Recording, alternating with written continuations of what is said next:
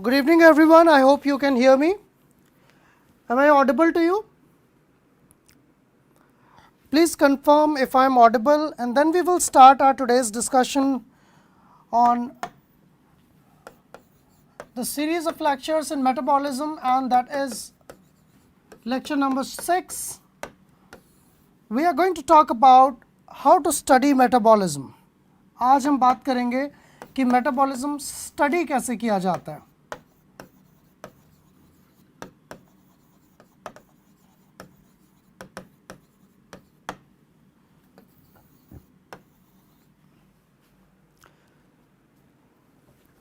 Well, so if you can hear me, then first of all I welcome everyone. Tithi, Fatima, okay, thank you very much. You are consistently here in these videos. Nishat, Divakar, Sumit, and Hitika Puri. Okay, wonderful. So there are some new viewers this time, and some of them are very old, consistent from the lecture number 1. तो जिन लोगों ने पीछे के lectures नहीं देखे हैं, I insist them you go to the previous series of lectures. This is the 6th lecture in metabolism series, और हम यहाँ पर मेटाबॉलिज्म के उन सब चीज़ों के बारे में बात कर रहे हैं जो कि ऑब्सक्योर होती हैं, जिनके बारे में जनरली बुक्स में नहीं दिया होता है. So among these obscure facts today we are there with how to study metabolism topic. पिछली क्लास में हमने देखा था कि मेटाबॉलिज्म जो होता है that is not as simple as you believe.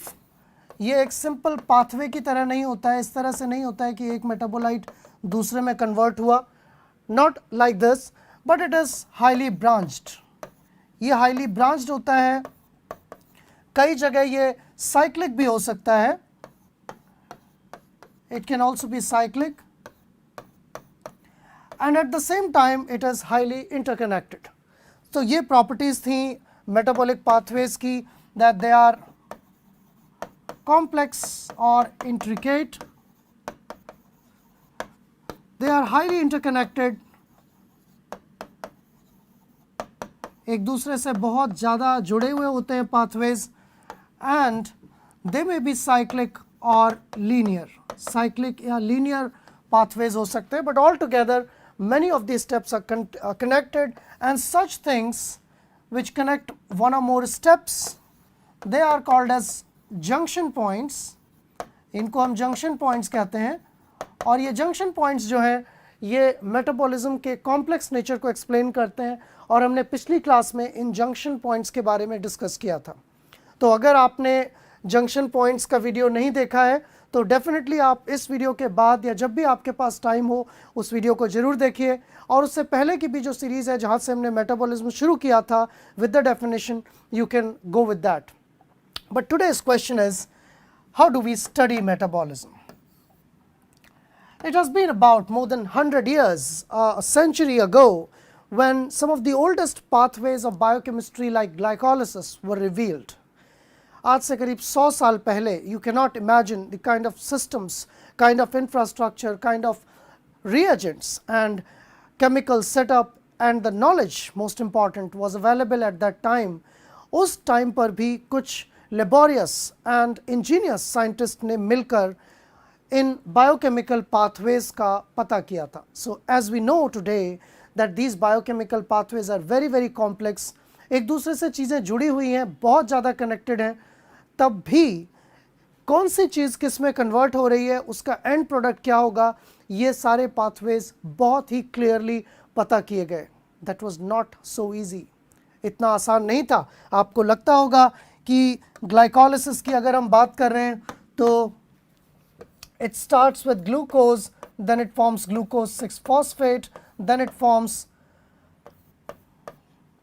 fructose 6 phosphate, isomerization, then it turns into fructose 1,6 bisphosphate, and then it splits into two parts. दो parts में split हो जाता है glyceraldehyde 3 phosphate and dihydroxyacetone phosphate. Then two molecules of each, इसके दो molecule जो हैं either glyceraldehyde or dihydroxyacetone, they lead to the formation of bisphosphoglycerate, which turns into phosphoglycerate, isomerizes into 2-phosphoglycerate, makes phosphoenol pyruvate and eventually turns into pyruvic acid और pyruvate. Finally किस में convert होता है? ये pyruvate में convert होता है.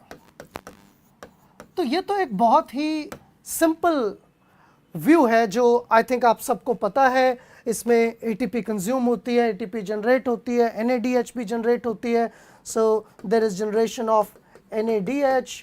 when this releases the phosphate, this leads to the formation of ATP. ATP भी release होती है यहाँ पर, and since there are two molecules, so two of each, and during the early phase, which is called as the preparatory phase of glycolysis, you have consumption of ATP.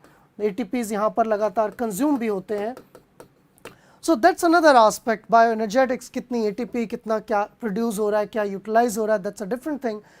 But as we learned कि this pathway is not like this. ऐसा नहीं है ये pathway कि आपने discrete pathway उठाया और pathway पता चल गया. Inside the body, this is highly connected. ये बहुत सारी चीज़ों से connected है. As I told you the other day, पिछले lecture में जैसा मैंने आपको बताया कि ग्लूकोज 6 फॉस्फेट जो है वो ग्लाइकोजन बना सकता है. ग्लूकोज 6 फॉस्फेट ही राइबोज शुगर्स बना सकता है, पेंटोज शुगर्स बना सकता है, ग्लूकोज अमीन भी बना सकता है, N acetyl glucosamine. Similarly you can also have other intermediates, ये भी बहुत सारी चीज़ें बना सकते हैं. ग्लिसरल्डिहाइड 3 फॉस्फेट ये ग्लिसरॉल बना सकता है, which can then combine with fatty acids to make fats.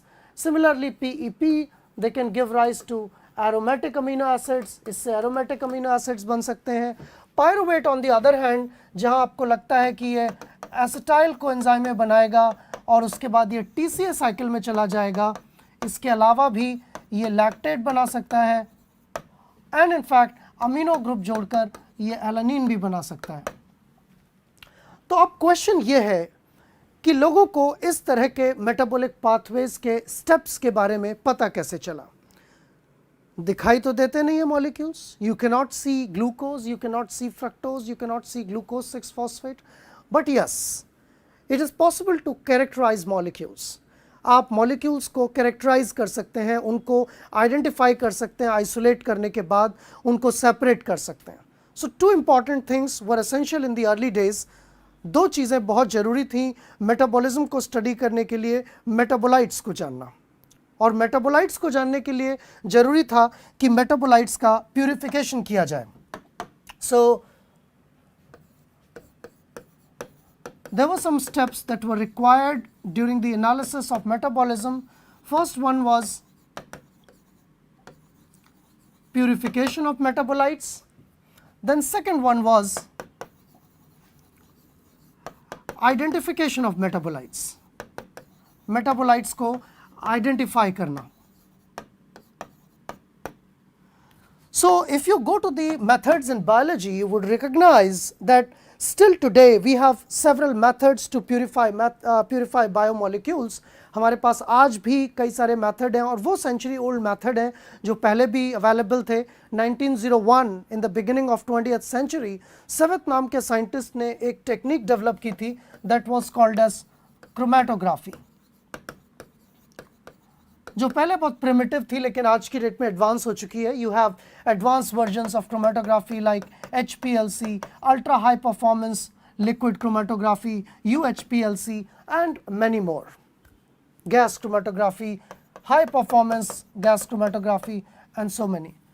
Besides that, if you ask a chemist, they will tell you that after separation by using these techniques, you can also identify the bonds, you can identify the chemical structure of molecule, you can identify the chemical nature of molecules. And one of the prominent technique that can be used was nuclear magnetic resonance, which is known as NMR. तो किसी भी metabolite को जानने के लिए, उसको पहचानने के लिए उसको प्यूरिफाई करना ज़रूरी होता है. प्यूरिफाई करने के लिए हम क्रोमेटोग्राफी जैसी टेक्निक्स बहुत लंबे समय से, आज से करीब 100 साल पहले से यूज़ करते आ रहे हैं. NMR is also a very old and classical technique which is used for identification of molecules. तो आपने एक बार बायोमोलिक्यूल्स को सेपरेट कर लिया, जैसे आप सेल के अंदर एक एरिथ्रोसाइट के अंदर मेटाबोलाइट देखना चाहते हैं तो पहले आप एरिथ्रोसाइट निकाल लीजिए, उसको लाइज करके उसके अंदर का कंटेंट निकाल लीजिए और उसके कंटेंट को फिर सेपरेट कर लीजिए, हर एक फ्रैक्शन को अलग कर लीजिए और उन फ्रैक्शंस को फिर आप क्या कर सकते हैं, NMR के थ्रू आइडेंटिफाई कर सकते हैं. In recent days one more technique has been added to this. NMR के अलावा आप मास स्पेक्ट्रोमेट्री का भी यूज कर सकते हैं to identify the small molecules that can also be identified. But this will not tell you the fate, this will not tell you the direction. You can identify all the intermediates. आप अगर ये दोनों techniques follow करेंगे तो आप intermediates तो बता सकते हैं कि हाँ ग्लाइकोलिसिस शायद अगर होती होगी आरबीसी के अंदर तो उसके अंदर ये सारे मेटाबोलाइट्स मिले, वहाँ ग्लूकोज मिलेगा, वहाँ ग्लूकोज 6 फॉस्फेट मिलेगा, फ्रक्टोज 6 फॉस्फेट मिलेगा, 1,6 बिस फॉस्फेट मिलेगा. ये सारे मेटाबोलाइट्स जो मैंने अभी डिस्कस किए ये सब आप आइडेंटिफाई कर सकते हैं अगर किसी जगह ग्लाइकोलिसिस हो रही होगी. लेकिन इससे ये तो पता नहीं चलेगा कि ग्लूकोज से ग्लूकोज 6 फॉस्फेट बनता होगा, ग्लूकोज 6 फॉस्फेट से फ्रक्टोज 6 फॉस्फेट बनता होगा, इससे ये बनता होगा. ये सीक्वेंस कैसे पता चला होगा? That is the bigger challenge.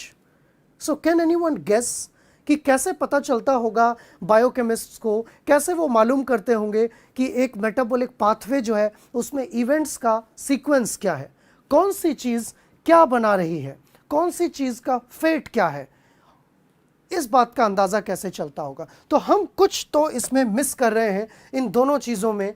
ये आइडेंटिफिकेशन के लिए तो अच्छी टेक्निक है लेकिन इससे डायरेक्शन, इससे स्टेप्स, इससे फेट, ये चीज़ें पता नहीं की जा सकती हैं. So what we are missing to identify a biochemical pathway, to elucidate a biochemical pathway. क्या मिस कर रहे हैं? Can anyone tell me?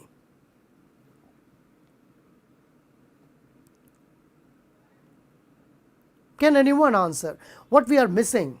What are the exact ways in basic techniques के अलावा और क्या तरीके हैं जिनसे हम मेटाबॉलिक पाथवेज को स्टडी कर सकते हैं, ये बता सकते हैं कि मेटाबॉलिक पाथवेज किस डायरेक्शन में जा रहे होंगे, किस चीज़ के बाद क्या बन रहा होगा, इन चीज़ों के बारे में कैसे जानकारी इकट्ठी की जा सकती है. Yes, Divakar and Hitika Puri, your answer is absolutely right. By tagging molecules with variable markers, by labeling. So that is of course one of the approach, but let me tell you the overview of methods that can be used.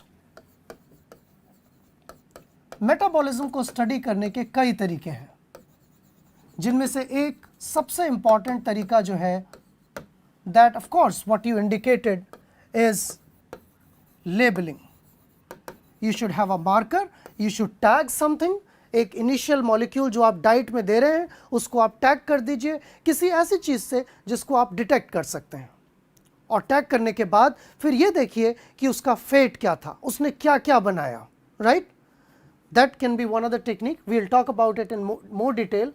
Then there can be few more techniques, और भी methods हो सकते हैं जैसे कि genetic defects, use of inhibitors,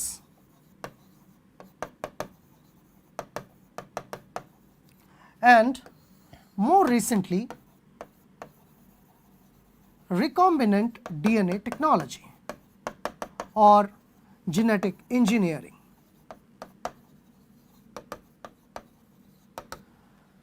So these are four common methods which can be used for elucidating pathways, and they have been widely used for over a century.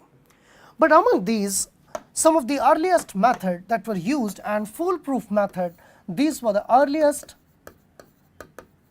and most widely used methods. सबसे ज़्यादा widely use methods में से है labelling. हालांकि हम इनके बारे में भी बात करेंगे, जेनेटिक डिफेक्ट्स के बारे में भी, यूज़ ऑफ इनहिबिटर्स के बारे में भी, और रिकॉम्बिनेंट डीएनए टेक्नोलॉजी के बारे में भी.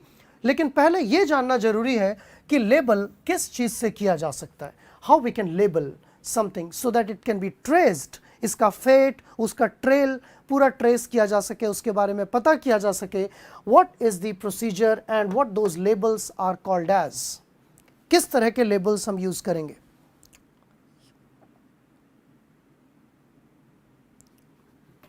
सो labelling can be done in two ways, दो तरह की लेबलिंग होती है। एक्चुअली एटम्स जो है नेचर में, वो नेचुरली उनके कई सारे आइसोटोप्स मिलते हैं। You understand isotopes? Isotope means an atom which has the same number of protons but has different number of neutrons. So for example, अगर मैं आपको एक example दूं, there is a molecule called C12 which we know is present in all of us. हम सब में hydrogen है, carbon है, ऑक्सीजन है, नाइट्रोजन है, फॉस्फोरस है, ये सारे एटम्स लिविंग मॉलिक्यूल में हैं। लेकिन इनके कुछ आइसोटोप जो हमारे अंदर नहीं है, वो बायोलॉजिकल सिस्टम्स के बाहर कई बार ज़्यादा अमाउंट में मिलते हैं। जैसे कि कार्बन 12 6C12 के बजाय 6C14 भी हो सकता है, या फिर इसका एक और मॉलिक्यूल है 6C13। तो जहाँ 6C12 जो नॉर्मल कार्बन है, उस कार्बन में 6 प्रोटॉन और 6 न्यूट्रॉन होते हैं, that gives you molecular mass of 12। This is another isotope.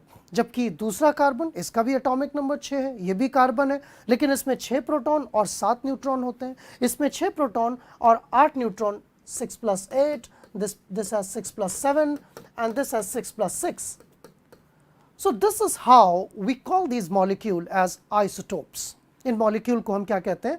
Isotopes कहते हैं। Now the presence of isotopes is uniform. ऐसा नहीं है कि ह्यूमंस में C14 नहीं मिलता है। We also have C14 and a substantial amount of C14 is maintained that helps in radiocarbon dating, जो एज निकालने के काम आती है फॉसिल्स के।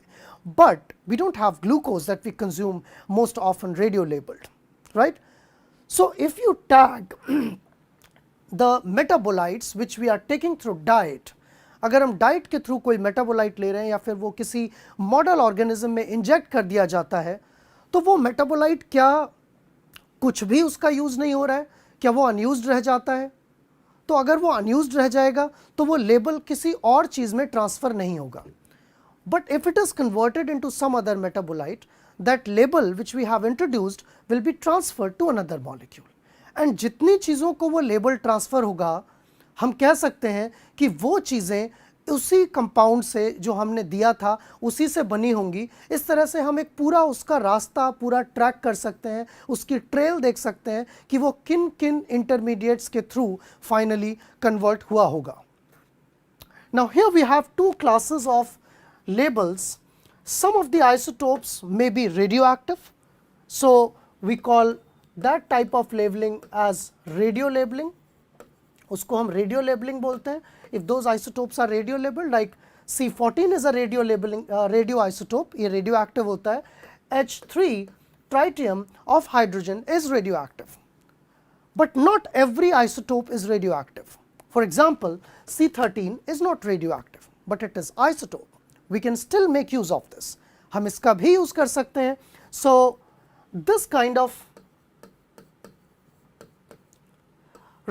this kind of labeling is called as stable isotope labeling. So you should first understand the difference between two things, radio labeling and non-radioactive labeling. That's called stable isotope labeling. So if you are tagging something with C13, that can also be used to trace the pathway, उसको भी trace किया जा सकता है, उसको भी identify किया जा सकता है, और उससे भी हम वही चीज़ पता कर सकते हैं जो radioactive method से पता किया जा सकता है।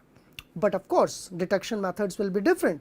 If you tag something with radioactive atom or radioactive isotopes, then you have to go for methods which are called as radioactivity detection.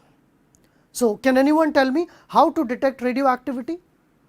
कैसे radioactivity पता करेंगे? Can anyone tell me? If there is radioactivity in this pen, how would you be able to identify that? कैसे पता चलेगा कि ये pen radio active है कि नहीं?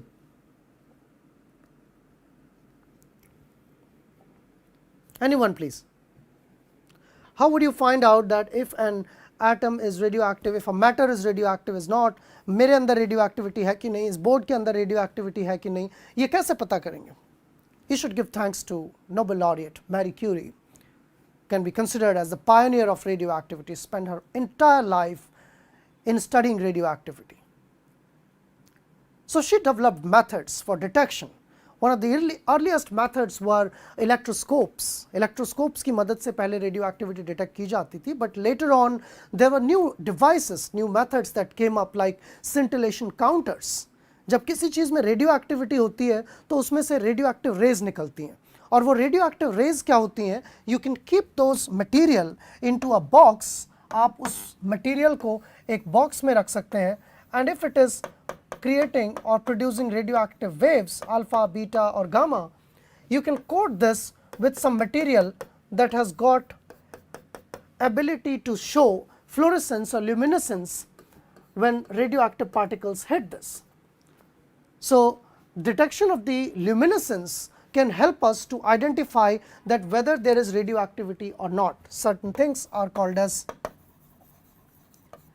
scintillation counters. Okay? But of course, if you do analysis, अगर आप फिर से उसी glycolysis के pathway पर जाएं, तो मैं कहूँगा कि अगर हमको रेडियोएक्टिव ट्रेसिंग करनी है तो हम ग्लूकोज के एटम्स को, एक एटम को या मल्टीपल एटम्स को क्या करेंगे?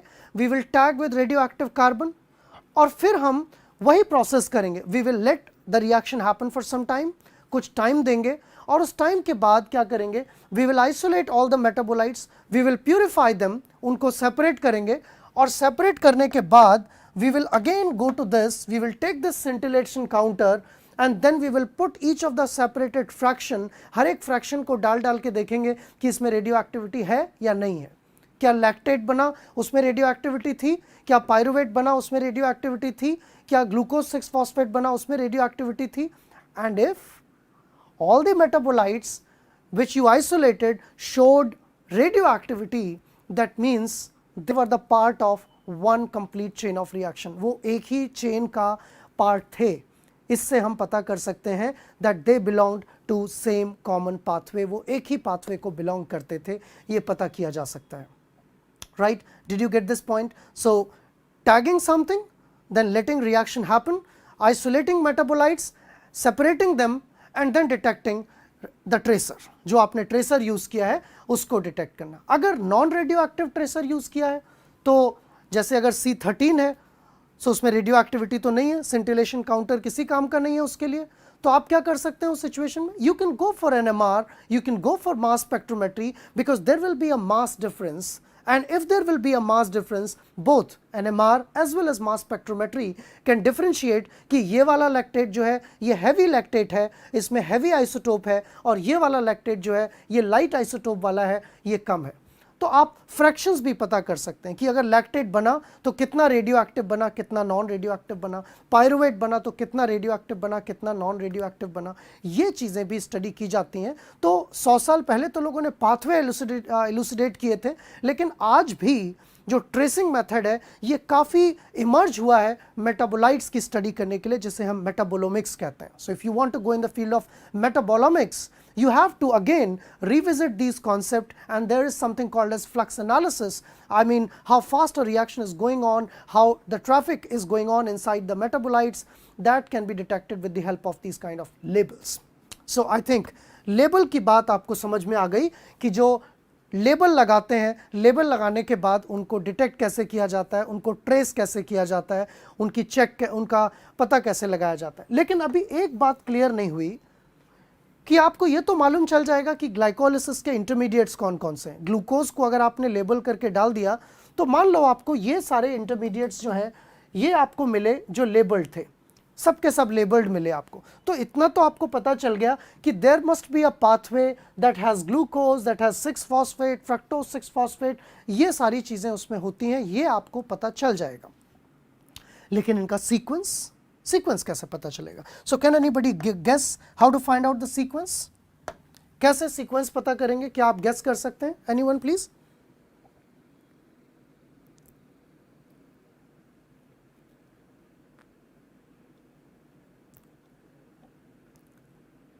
Can anyone guess? Suraj, I am coming to the net problems. Exam को लेकर इतना परेशान रहोगे तो लाइफ में सक्सेसफुल नहीं हो पाओगे. Exams are part of learning. Even if you fail in exam doesn't mean that you fail in life. इतना परेशान रहने की ज़रूरत नहीं है एग्ज़ाम को लेकर। एग्ज़ाम की प्रॉब्लम सॉल्व करने से कुछ नहीं हो जाएगा। CSIR के एग्ज़ाम में भी क्वेश्चन गलत होते हैं, क्या फ़ायदा होगा उन गलत क्वेश्चंस को सॉल्व करके, उनके आंसर भी गलत दिए रहते हैं। लर्न बेटर, आगे बढ़ो, कुछ बड़ा सोचो। Of course I will get back to you. इस लेक्चर के एंड में मैं आपको क्वेश्चंस भी कराऊंगा। इस टॉपिक से 4 क्वेश्चन CSIR में आए हुए हैं and we will discuss all of them, don't worry about it. तो अब आपसे मैं जो क्वेश्चन पूछ रहा था वो ये था कि कैसे हम ये पता कर सकते हैं कि सीक्वेंस ऑफ इवेंट्स क्या है। क्या ग्लाइकोलिसिस के इमीडिएटली बाद ग्लूकोज 6 फॉस्फेट बनता है, इस बात का अंदाजा कैसे लग सकता है? तो इस बात का अंदाजा है with the help of time dependent studies. What you can do is you can take glucose which is labeled, जो कि labeled है, right, and then you extract the sample and do the analysis, maybe radioactive or non radioactive analysis। आप कोई भी analysis कीजिए और उसके बाद आप देखिए कि टाइम t1 पर सबसे ज़्यादा रेडियो लेबल्ड क्या चीज़ थी, थोड़ी देर बाद टाइम t2 पर सबसे ज़्यादा क्या चीज़ थी, टाइम t3 पर सबसे ज़्यादा क्या चीज़ थी। तो जैसे जैसे आप टाइम में आगे बढ़ेंगे एक कॉन्सेंट्रेशन ग्रेडियंट आपको दिखेगा लेबल का, जो भी आपने लेबल टैग किया है उसका एक कॉन्सेंट्रेशन ग्रेडियंट दिखाई देगा आपको। You will be able to see the concentration gradient, but you have to make sure, आपको ये ध्यान देना पड़ेगा कि ग्लाइकोलिसिस कितनी जल्दी होती है। ऐसा ना हो कि आप ग्लाइकोलिसिस के इतनी देर तक रिएक्शन कराएं और तब सैंपल लें जब वो सारी चीज़ें स्टेडी स्टेट में आ चुकी हैं, क्योंकि बायोकेमिकल पाथवेज जो होते हैं वो स्टेडी स्टेट में होते हैं। ऑलमोस्ट सारे मेटाबोलाइट का कॉन्सेंट्रेशन थोड़ी देर बाद कांस्टेंट हो जाता है, वो बदलता नहीं है। So if you want to trace a pathway, you don't have to wait for that state which is called a steady state, फिर आपको कॉन्सेंट्रेशन चेंज ही नहीं होगा। फिर ये जो ग्राफ आया है कॉन्सेंट्रेशन का, this will be all constant graph, सब चीज़ें एक फिक्स वैल्यू में आएंगी, टाइम के साथ कुछ चेंज ही नहीं होगा।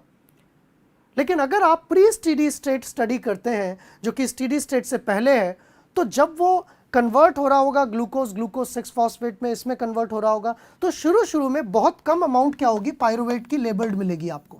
यानी कि पायरुवेट जो मिलेगा उसमें रेडियो एक्टिविटी बहुत कम होगी। रेडियो एक्टिविटी आप मिली क्यूरीज, रॉन्जन या बैकोरल, बहुत सारी यूनिट्स हैं उनमें मेजर कर सकते हैं। So you can trace, I mean when you are doing time dependent study, you can look for the radioactivity of all these molecules। आप देखेंगे कि पायरुवेट की रेडियो एक्टिविटी सबसे कम, उससे थोड़ी ज़्यादा इसकी, उससे थोड़ी ज़्यादा इसकी, उससे थोड़ी ज़्यादा इसकी। तो इससे क्या पता चला आपको कि जैसे जैसे टाइम बढ़ रहा है धीरे धीरे, सबसे पहले ये चीज़ बनी, उसके बाद ये बना, उसके बाद ये बना, फिर ये बना। तो टाइम डिपेंडेंट मैनर में आप अंदाज़ा लगा सकते हैं कि अगर एक पाथवे में ये सारी चीज़ें बन रही थी तो किस ऑर्डर में ये एक्चुअली बनी थी, किस ऑर्डर में इनका फॉर्मेशन हुआ था, that can be traced. So this was the Angénieux work. ये लोगों ने काम किया था अर्ली 1900 में, शुरुआत में, और तब हमें आज ग्लाइकोलिसिस पता है, we know TCA cycle, we know pentose phosphate pathway, we know nucleotide metabolism, and entire metabolism is almost known by today। आज की डेट में सब चीज़ें हमें पता है मेटाबॉलिज्म के बारे में, thanks to these techniques and thanks to the people who contributed enormously precious time of their life into these things। So इतनी बात समझ में आई आपको। In the meantime, let me have a question। If living cell of human being are supposed to be radio labeled, then what will be the reaction of immune cells? And oh, that's not too much of radioactivity, don't worry about it. We do have a radioactivity, we have C14 carbon in us, but that's not too much to create any distraction, to create any disturbance or problem, right? So there is no question of creation of ROS or creation of reactive oxygen species or any harm out of it. We have very residual amount of radioactive molecules in our body, very residual। So let us just talk more about it। Time dependent आपको पता चल गया कि time frame में हम किस तरह आगे बढ़ते हैं, कैसे पाथवेज का पता चलता है। अब एक और क्वेश्चन यहाँ पर आता है, वो अगला क्वेश्चन है कि ग्लूकोज का कौन सा कार्बन जो है वो कार्बन डाइऑक्साइड बन के निकल जाएगा? जब पायरुवेट से एसिटाइल कोएंजाइम में बन रहा होगा तो ग्लूकोज का कौन सा कार्बन कार्बन डाइऑक्साइड बनाएगा? ग्लूकोज का कौन सा कार्बन एसिटाइल कोएंजाइम में बनाएगा? एसिटाइल कोएंजाइम में का कौन सा कार्बन टीसीए साइकिल में CO2 रिलीज करेगा? ये डिटेल्ड क्वेश्चन है when you are looking at the mechanism of a biochemical pathway. जब आप एक बायोकेमिकल पाथवे का मैकेनिज्म देखना चाहेंगे तो इंटरमीडिएट तो आपको पता चल गए, सीरीज ऑफ इवेंट तो आपको पता चल गई। सीरीज ऑफ इवेंट के बाद अगला क्वेश्चन ये है कि अब आप ये कैसे पता करेंगे कि कौन सा एटम किस जगह जा रहा है, what is the mechanism of that reaction. So that can also be answered with the help of these tracers. इस बात का आंसर भी ट्रेसर की मदद से दिया जा सकता है। You can find out with the help of tracers that which atom is going to which place. How we can do that, कैसे कर सकते हैं? Okay, so in order to do this, इस काम को करने के लिए we have to make sure that the labeling has been done in different ways. For example, let me just make some of the carbons for you. Suppose this is representing a 6 carbon molecule glucose. Okay, so let's say this is representing glucose. Now if I am interested in knowing that which carbon is making carbon dioxide when glycolysis is over and when pyruvate is converting into acetyl coenzyme, or which carbon is turning into which carbon of pyruvate. So let me just label them as 1, 2, 3, 4, 5 and 6. These are 6 carbons of glucose. इनमें से कौन सा carbon जो है acetyl coenzyme में जाएगा और कौन सा कार्बन डाइऑक्साइड में जाएगा, इस बात का अंदाज़ा कैसे लगता है? इस बात का अंदाज़ा लगता है कि instead of labeling all the carbons we label few carbons. So there are two kind of labeling. One is selective labeling, another one is universal labeling. So when you do in universal labeling, you represent that as this. So if I write UC13 label, अगर मैं लिखता हूँ कि मैंने glucose purchase किया market से अपनी study के लिए and that glucose was UC13 label, मतलब सारे के सारे कार्बन उसमें क्या थे? लेबल्ड थे. But I can also have selective labeling, like I can have 1, 2 C13 label, I can have 3, 4 C13 level, I can have 5, 6 C13 level, or whatever I want to do, I can do that. Okay? I mean, this thing is called as selective labeling. So one can be universal, U for universal, it's not uranium, universal labeling, or you can do selective labeling. या तो आप selective labeling कर सकते हैं या फिर आप universal labeling कर सकते हैं. These are two means by which you can label a molecule. Now what happened, there were different ways people labeled these things. So let us say I labeled these two carbons first. I did an experiment and I chose C12 C13 label. मैंने ये label choose किया.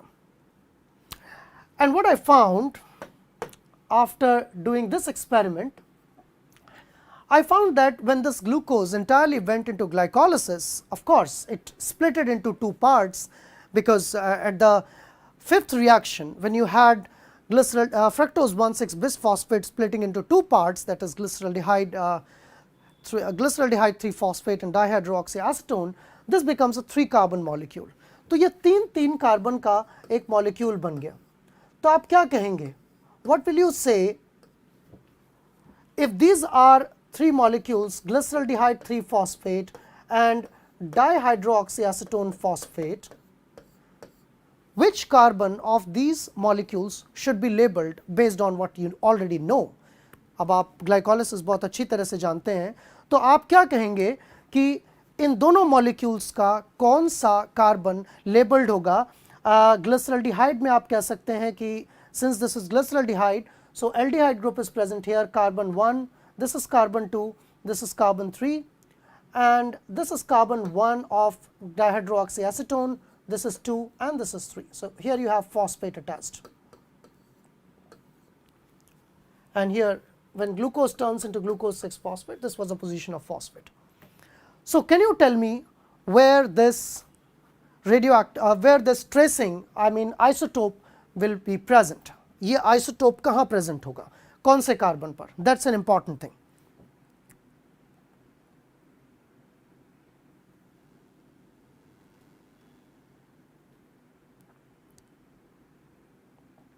Anyone please? And what if you label some other carbon? अगर आप एक दूसरा glucose molecule ले और किसी दूसरे कार्बन को लेबल कर दें. Let's see, I perform another experiment. मैं एक दूसरा एक्सपेरिमेंट परफॉर्म करता हूँ. 1 2 3 4 5 6 and I label, let's say, intermediates these carbon atoms. So this is 3 4 13C label. What must be the fate in that case? उस case में क्या बनेगा? What must be the fate?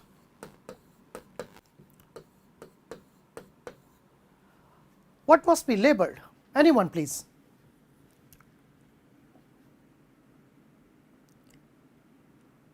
So you are saying it is 3 and 2 and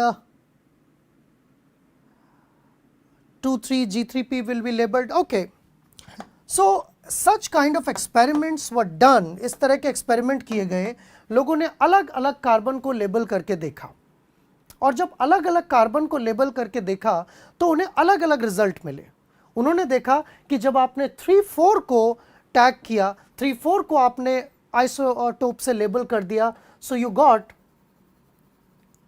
these one which were labelled. इस तरह से label हुए. जब आपने इन दोनों को लेबल किया, सो कुछ और चीज़ लेबल हुई.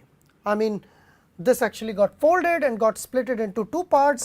So you had this kind of label, but since these are isomeric, so these labels can be switched across these two. So some percentage of DHAP will also be labeled, some percentage of G3P would also be labeled. Now based on such kind of analysis, इस analysis के basis पर अलग अलग चीज़ों को label करने के बाद scientists came to a conclusion.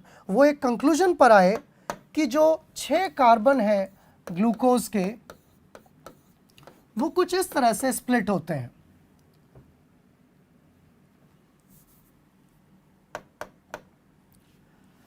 One, 2, 3, 4, 5, 6. I'll give you a small trick for this. इसके लिए आपको एक छोटी सी ट्रिक बताऊंगा मैं. That actually you can draw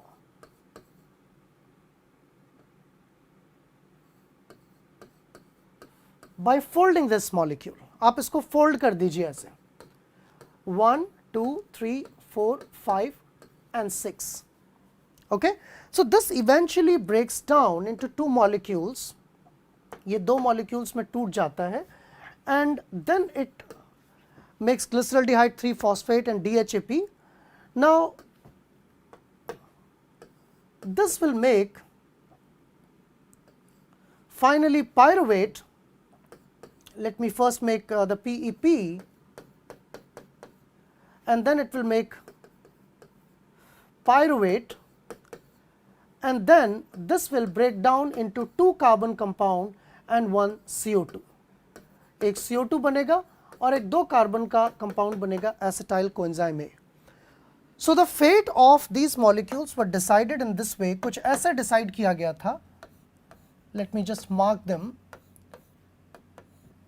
ये जो कार्बन नंबर 3 और 4 है, कार्बन नंबर 3 और 4, what they became, they turned out to be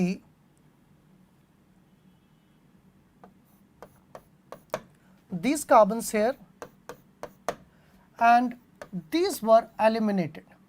So if you label 3 और 4 कार्बन, अगर आप बीच वाले दोनों कार्बन को लेबल करेंगे, these are likely to be eliminated as carbon dioxide. ये कहाँ चले जाएंगे?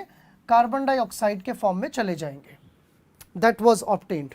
ये एक्सपेरिमेंट से पता चला. So that's the fate of carbon number 3 and carbon number 4 in this. Now what would happen to these 2 carbons? Carbon number 2 and carbon number 5, इनके साथ क्या होगा, carbon number 2 and carbon number 5. So as you can see, this will split from middle, ये यहाँ से split होगा. So both DHAP and glyceraldehyde 3-phosphate will have this carbon number 2 as this. यानी कि DHAP, PEP, pyruvate, इन सब का जो carbon number 2 होगा वो कहाँ से आएगा, ग्लूकोज के 2 या 5 से आएगा. जबकि कार्बन नंबर 1, इसका जो कार्बन नंबर 1 है वो कहां से मिलेगा आपको, that will either come from carbon number 6 और carbon number 1. So 6 or 1 will turn into this. So you will have 6 or 1 here, you will have 6 or 1 here, whereas you will have carbon number 2 going into this place. Carbon number 2 यहाँ चला जाएगा. तो ये acetyl coenzyme में जो बना, इसमें एक कार्बन 2 और 5 से आया है ग्लूकोज के, और एक कार्बन जो है वो कहाँ से आया है, कार्बन नंबर 1 और 6 से आया है. जबकि आपको कार्बन नंबर 3 और 4 नहीं मिलेंगे. 3 और 4 कहाँ चले जाएंगे, कार्बन डाइऑक्साइड में. यानी कि आप अगर 3 और 4 ग्लूकोज को लेबल करते हो, if you take 3, 4, 13C, you will not have any other intermediate after pyruvate labeled with that. CO2 बन के लेबल खत्म हो जाएगा. It will not be labeling any other intermediate. Is that understood? ये बात आपको समझ आई?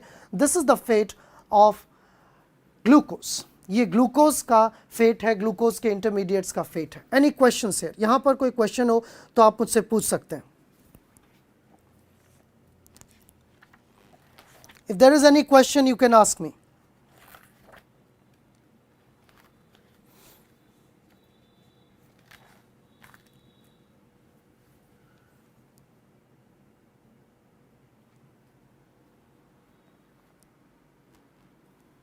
Okay, you can just make a small correction here. Actually the numbering in pyruvate will be done in this end, so we can say that this will be 3 and this will be 1 of pyruvate. So let me rewrite those things. Carbon 1 and 6 of glucose, they become carbon 3 of pyruvate. Carbon 2 and 5 of glucose, they become carbon 2 of pyruvate, and carbon 3 and 4, they are eliminated as CO2 after the pyruvate because they make carbon number 1 of pyruvate. Okay, तो C1 जो है pyruvate का ये बनेगा, this will become C1 of pyruvate, these will become C2 of pyruvate, and these will become C3 of pyruvate, and C1 of the pyruvate, which is here, that will be eliminated as carbon dioxide, and then you will have this numbered as C1 and C2 over this place. So any questions? यहाँ पर कोई question है आपका जो आप पूछना चाहते हैं?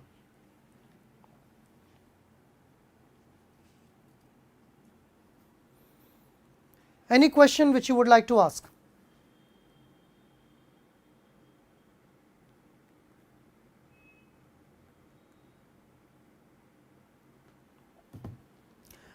Now इसी तरह से और भी बहुत सारे पाथवेज इलुसिट किए जा सकते हैं, और भी बहुत चीज़ों की ट्रेसिंग की जा सकती है. So this can also become a very prominent question. ये भी एक बहुत प्रोमिनेंट क्वेश्चन है कि कौन सा कार्बन क्या बनाता है. रिमेंबर जो मैंने आपको बताया उसको ध्यान रखना है.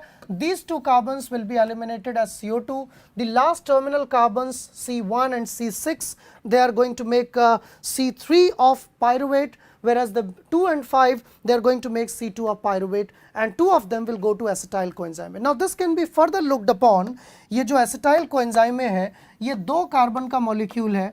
अब इसमें अगर आप लेबल कर देते हैं, if you label these two, acetyl coenzyme में अगर डाइट में दे देते हैं जो कि C13 लेबल्ड है, do you think it will eliminate carbon dioxide which will be labeled? तो ऑक्सैलोएसीटेट 4 कार्बन का कंपाउंड है, इसके साथ ये कंबाइन होता है, it makes a 6 carbon compound, 6 carbon का कंपाउंड बनता है. Then it releases 1 atom, it makes a 5 carbon compound, alpha ketoglutarate, then it further releases a carbon dioxide, it becomes a 4 carbon compound, and that keeps on changing from succinate to fumarate to malate to oxaloacetate. So what would you say? The carbon dioxide that would be released at two places, यहाँ और यहाँ, will that be isotopic labeled in the first phase or first cycle? क्या ये जो आपने C13 यहाँ पर tracer लगा दिया है, will that tracer be released as carbon dioxide, or that tracer will be seen in the cycle number 2 and everything succinate, fumarate, malate, oxaloacetate, everything will be labeled? That's a factual question which has been studied long back. Anyone please? कौन मुझे इसका answer बताएगा? अगर acetyl कोएंजाइमे को label कर दिया जाए तो एसिटाइल कोएंजाइमे के जो लेबल हैं क्या वो कार्बन डाइऑक्साइड के फॉर्म में निकल जाएंगे 2 कार्बन, या फिर वो 2 कार्बन सब चीज़ों में जाएंगे और सारे मेटाबोलाइट आपको लेबल्ड मिलेंगे TCA साइकिल के? व्हाट डू यू से? Anyone please? Very important question and very interesting question.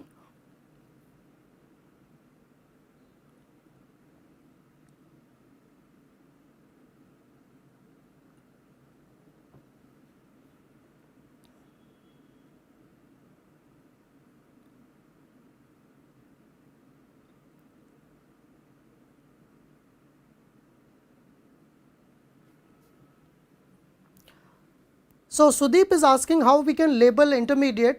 So when metabolism is complex network, there is no point of labeling, there is no I mean difficulty in labeling intermediate. जैसे आप railway network जानते हैं तो जरूरी थोड़ी है किसी को कन्याकुमारी जाना है तो दिल्ली से ही बैठेगा, वो आगरा से ट्रेन में बैठ सकता है, वो कहीं और से बैठ सकता है.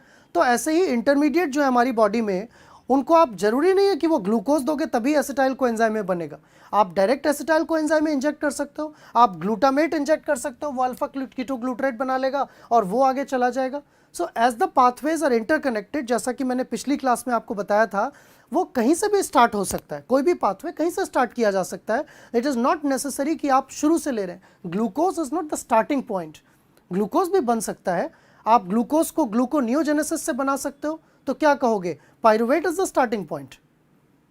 There is nothing like starting point or end point in the metabolic pathways. It's a complex network. You should look at that as a network. आप उसको network की तरह देखो.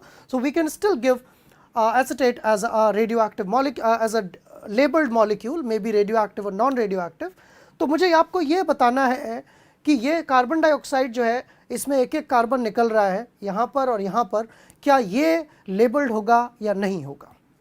That's the question.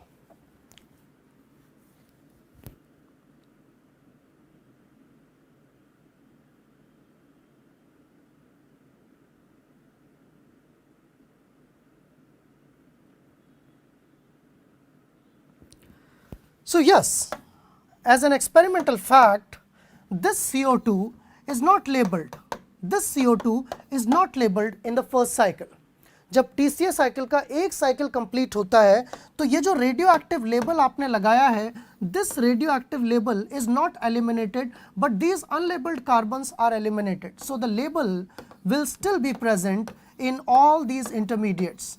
But when the next cycle will happen, जब ये दूसरा cycle होगा, मतलब if you allow TCA cycle to go for some time, if you allow that reaction to go on and on, कुछ थोड़ी देर बाद आप radioactivity measure करें, then you can find carbon dioxide, because in the second cycle itself, ये जो carbon dioxide होगी ये ऑक्सैलोएसिटेट का कार्बन डाइऑक्साइड से निकलेगा. तो CO2 जो निकलता है वो कार्बन किसका हुआ? एसिटेट का नहीं हुआ, वो हुआ ऑक्सैलोएसिटेट का. तो ऐसे पता चला कि जो CO2 निकल रहा है वो किसका कार्बन है, जो एसिटाइल कोएंजाइम में आ रहा है वो कहाँ जुड़ रहा है. So actually what I was telling you कि किस एटम का अरेंजमेंट कहाँ पर है, उसकी पोजीशन कहाँ पर है, ये भी हम ट्रेसिंग की मदद से पता कर सकते हैं. तो यहाँ पर आपने दो चीज़ें देखी, tracing of glycolysis, you saw the fate of glucose, carbon 1, carbon 6, they were making carbon 3 of pyruvate, carbon 2, carbon 5 making carbon 2, carbon 3 and carbon 4, they were eliminating carbon dioxide when acetyl coenzyme A was being formed, and acetyl coenzyme A does not release CO2, उसके दोनों carbon integrate होते हैं and they get eliminated in the next cycle. इतनी बात सबको clear है ये वाली बात. Now let's come to few more things आपके एग्जाम में पूछे गए बहुत इंटरेस्टिंग क्वेश्चंस, जो लोग CSIR के लिए वरीड थे उनको मैं बता दूं कि CSIR के एग्जाम में ये क्वेश्चन 3 से 4 बार पूछा जा चुका है अब तक, almost like 3 to 4 times, and it is based on the tracing. इसमें यह पूछा गया था कि जो न्यूक्लियोटाइड का रिंग होता है प्यूरिन और पिरिमिडीन का, वो किस किस चीज का बनता है, क्या क्या चीजें उसको कंट्रीब्यूट करते हैं। So we have purine metabolism, we have pyrimidine metabolism, both of them are independent, they are synthesized through de novo pathways through basal metabolites. तो अगर हम बात करें purines की, they come up with a reagent that is called as PRPP, phosphoribosyl pyrophosphate. There is involvement of carbon dioxide, and lot of amino acids are also involved in their complex long metabolic pathway. So again, on the basis of isotopic labeling and radioactive labeling, it was found that if you number it from here, अगर आप इसको numbering करें, so carbon atom number 1, 2, 3, 4, 5, 6, 7, 8, 9. So you would find that carbon number 6 that comes from carbon dioxide. तो अगर आप CO2 label करेंगे, उसको isotopic labelling करेंगे, तो एक प्यूरिन रिंग का कौन सा पार्ट लेबल होगा, केवल carbon 6। But if you give labelled glutamine, अगर आप लेबल्ड ग्लूटामीन दे देते हैं, sorry it's aspartate, if you give labelled aspartate, so aspartate का जो अमीनो ग्रुप है that would be forming N1. Aspartate leads to the formation of N1 here, whereas the second carbon and this carbon, दो carbon जो है इसमें, this carbon is coming from formate HCOOH and this carbon also is coming from formate. तो दो अलग अलग formate के molecules अलग अलग biochemical steps पर attach होते हैं, and this formate give rise to carbon number 2 and carbon number 8 of a purine ring. Then these two carbon nitrogens, that is nitrogen 3 and nitrogen 9, from where do they come? They come from this amino acid called glutamine. So not one glutamine, क्योंकि एक glutamine में भी दो amino होते हैं, लेकिन ये दोनों एक साथ नहीं लगते हैं. These happen at two different steps in the biochemical pathway. So only side chain amino group जो CONH2 group होता है, R वाला side chain वाला जो अमीनो है, one glutamine can give one amino group, then another molecule of glutamine can give rise to another nitrogen. So two glutamine will be consumed. उनके nitrogen जो है वो N3 और N9 produce करते हैं, जबकि ग्लाइसिन अमीनो एसिड जो है वो ऐसा का ऐसा उसका मेजर पार्ट यहाँ अटैच हो जाता है. This is the contribution of glycine. So glycine का ये पार्ट इस तरह अटैच होता है and that forms C4 C5 N7 part of the purine. तो ये भी लेबलिंग टेक्निक का आउटकम था. लेबलिंग टेक्निक की मदद से ही ये पता चला and it was found that what contributes what in purine biosynthesis. Similarly, in case of pyrimidine biosynthesis, इसी तरह से pyrimidine biosynthesis में भी क्या होता है, of course it is little simpler. pyrimidine का एक major part जो है that comes from aspartate. Aspartic acid से आता है a major part. You number it in this way. आप इसको ऐसे number करते हैं 1 2 3 4 5 6. So this atom number 5 6 1 4 5 6, these all come from aspartate and a part of it also comes from ribose that gets connected here. Ribose यहाँ जुड़ जाता है इसमें, and this nitrogen actually comes from again glutamine. Glutamine का जो side chain nitrogen है वो यहाँ आता है, and this carbon would be coming from carbon dioxide here again. So this is the fate, metabolic fate of pyrimidine. Purine का भी देखा, pyrimidine का भी देखा. दोनों चीज़ें कैसे पता चली? बायोकेमिकल ट्रेसिंग से. वन मोर इंटरेस्टिंग थिंग, आप मॉलिक्यूल जानते हैं, that is porphyrin of iron, which is the core part of heme. Heme बनाता है ये हीमोग्लोबिन में. तो तो अब आपसे कहें कि कौन सा अमीनो एसिड लेबल किया जाए कि हीम का नाइट्रोजन लेबल हो जाए, which amino acid you should label? Or if you take radio labeled glucose, universally radio labeled glucose, would you be getting your heme radio labeled? Yes, you would. That was the early experimental thing. Succinyl coenzyme A, which is intermediate of TCA cycle, that contributes to one part of this ring. ये जो yellow part आप यहाँ देख रहे हैं, that is contributed by succinyl coenzyme A, and amino acid glycine that contributes nitrogen.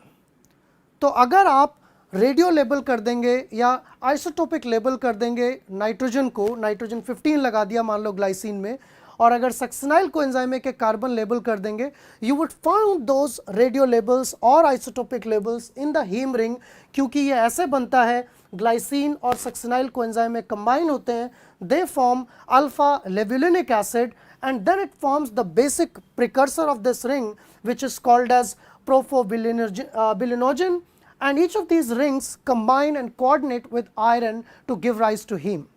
तो ये जो चीज़ें आप बोर्ड पर एक मिनट में देखकर समझ जा रहे हैं कि इससे ये बनता है, इससे ये बना, इससे ये बना, ये सारी स्टडीज़ मेटाबॉलिक ट्रेसिंग के थ्रू ही हुई हैं. जब लोगों ने ट्रेसिंग की तब जाकर उन्हें पता चला कि मेटाबॉलिज्म के स्टेप्स क्या होते हैं, कौन सी चीज़ किसको कंट्रीब्यूट कर रही है, कौन सा मेटाबॉलिज्म किसको कंट्रीब्यूट कर रहा है. तो मेटाबॉलिज्म के जो डिटेल्ड एस्पेक्ट हैं, जो मैकेनिज्म है कि ये कंबाइन होगा इससे, फिर ये बनेगा, फिर ये चीज़ आएगी, फिर ये बनेगा, all that thing can only be studied with the help of tracer methods, isotopic labeling methods. तो ये तो हमने चर्चा की एक बड़ी आर्म की, one of the large group of methods that are used for studying metabolism, that is called as isotopic labeling. But apart from that, there are a lot of other things. As I told you, plenty of inhibitors can be used, right? Inhibitors को भी use किया जा सकता है. You might be knowing some of the inhibitors like rotenone, cyanide, and many more, which you might have studied when you talk about electron transport chain. So can anyone tell me what rotenone does? What does it inhibit? Rotenone is a drug. What does it do? क्या करती है ये? किस चीज़ को inhibit करती है rotenone?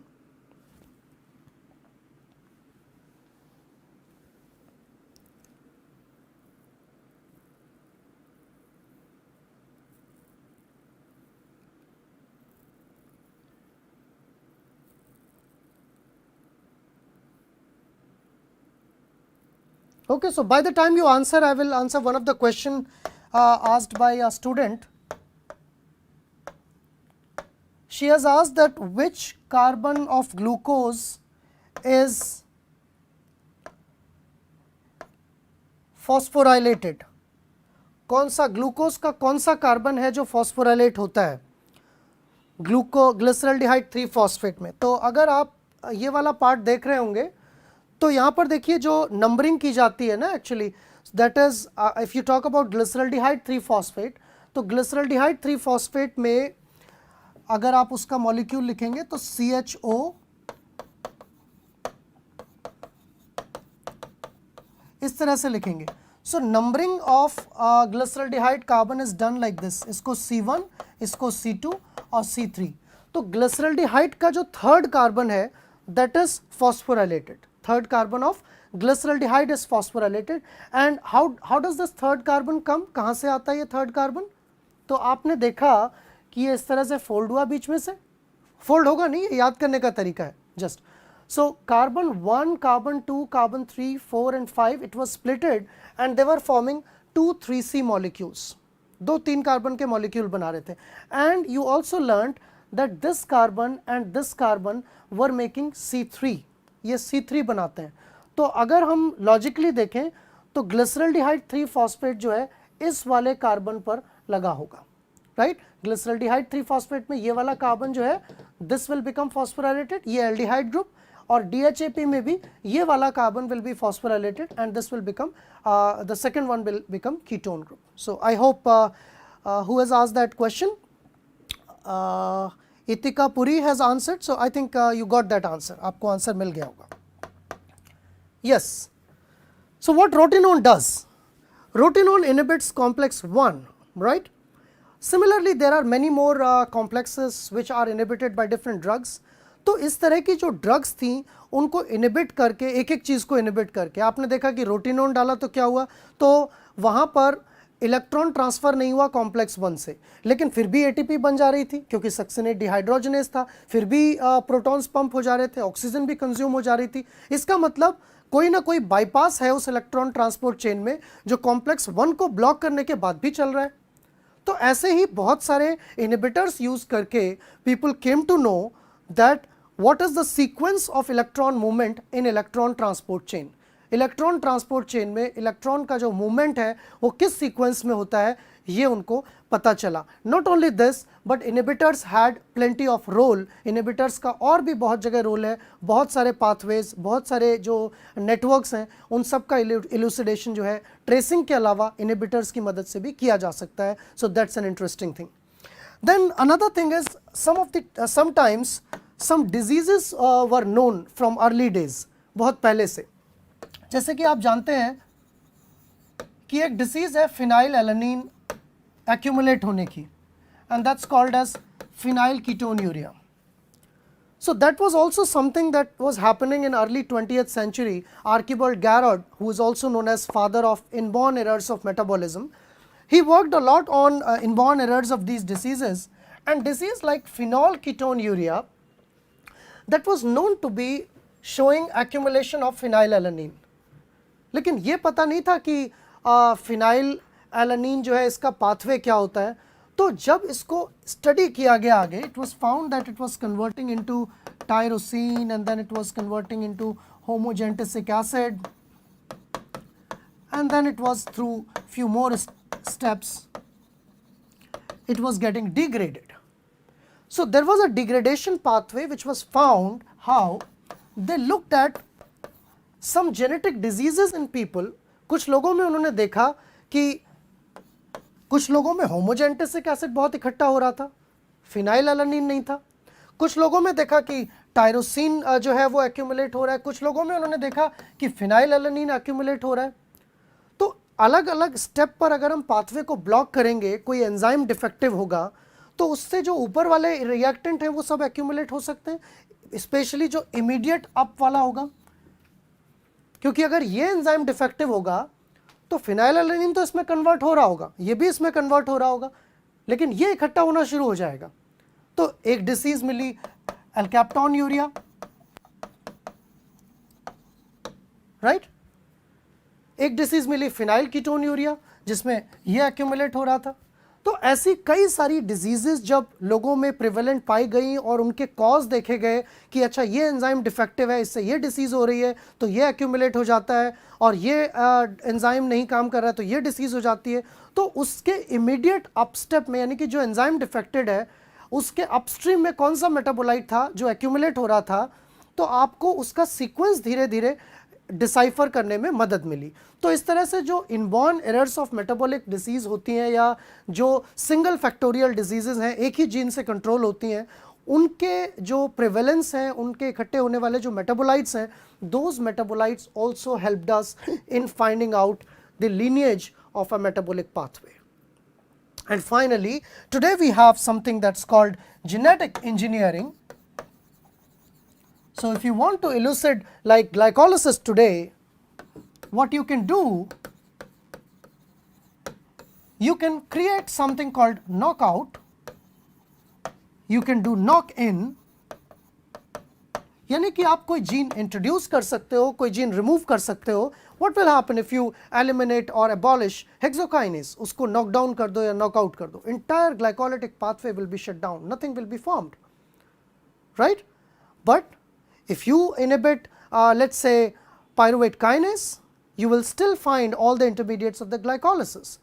So by inhibiting, by knocking in or knocking out, you can still do the same thing that was done in early days by using inhibitors. The tracing was done. Today also, by doing these things, you can trace the metabolic pathways if you knock out a step and then evaluate the metabolites. तो metabolite तो अब भी evaluate करने पड़ेंगे. You will still make use of chromatographic techniques, you will still make use of NMR, you will still use mass spectrometry, but the cause of accumulation of these metabolites would be changed.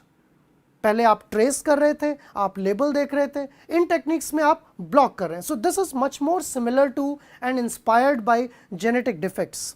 जो genetic defects की मदद से pathway पता करने का तरीका है, almost the similar method is used by creating that condition artificially in the systems by knockout and knockdowns और knock-ins, and then you can look at the metabolites कि कौन सा मेटाबोलाइट इकट्ठा हो रहा है, कौन सा मेटाबोलाइट कंज्यूम हो जा रहा है, and you can decipher metabolic pathways.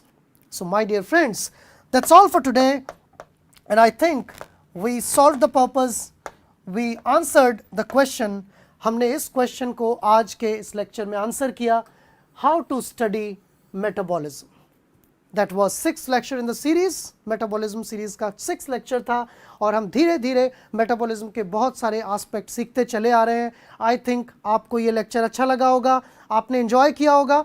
If you enjoyed, if you liked this, then do share this with your friends so that it can be useful for everyone, and make use of this knowledge for your exams, for teaching others, or for spreading the knowledge. That's the message from my side. Thank you very much. See you in another lecture. हम फिर अगले lecture में continue करेंगे metabolism और कुछ नई चीज़ें सीखेंगे.